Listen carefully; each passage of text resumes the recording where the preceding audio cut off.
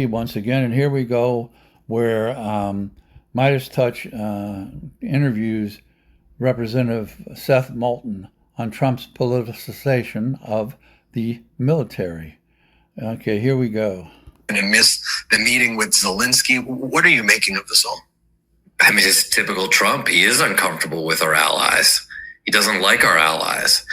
And obviously the feeling is mutual, but this is a guy who has spent his career siding with Putin. He sounded like a Putin puppet, a Kremlin spokesman in those statements that you played earlier.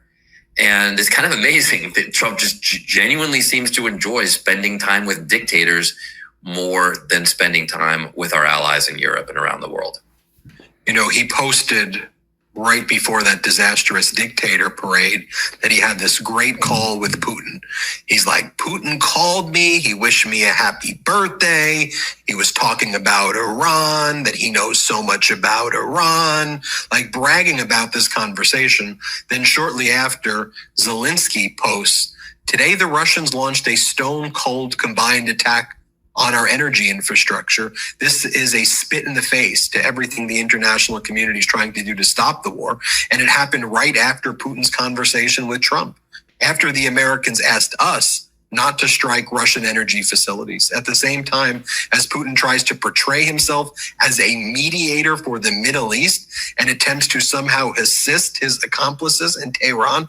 The level of cynicism is staggering here. And again, it does seem, though, that with Zelensky, you just put this together. Donald Trump shows up in Alberta, serves as the agent of Putin, says all of those things that we hear. Tomorrow, or today, Zelensky is supposed to show up on Tuesday.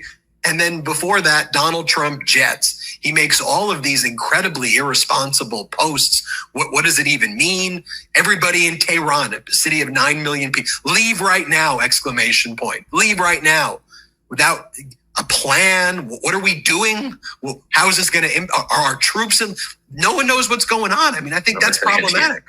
No, I mean, we know that Trump conducts foreign policy by social media, which is not a good practice. It doesn't usually go that well. It doesn't serve our allies well. It doesn't send a clear message to our enemies. But if there's one thing that you can predict about Donald Trump, I mean, because we know he's unpredictable, right? And his friends will say, oh, this is one of his strengths. They never know what he's going to do. Well, if there's one thing that is predictable, it's he's going to support Vladimir Putin. It's unbelievable how many different things, situations he's been in, terrible things Putin has done, and Trump is always there backing him up. That's the one predictable thing here. He's the commander-in-chief of the United States. I mean, if a general officer under him were to say these things, he would immediately be labeled a traitor. That's what we call people who aid and abet our enemies, traitors. And yet the commander-in-chief just keeps on doing it. You're a veteran. You served in the Marines, multiple tours of duty in Iraq. So I got to ask you about what you thought about that disastrous dictator parade.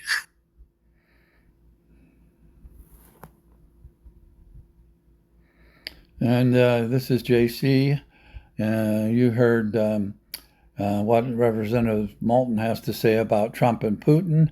So I'm going to end this video here, and I'm going to do another one about the military parade with them. So this is JC saying, fuck Trump, fuck Putin, and keep on trucking. Pox the more,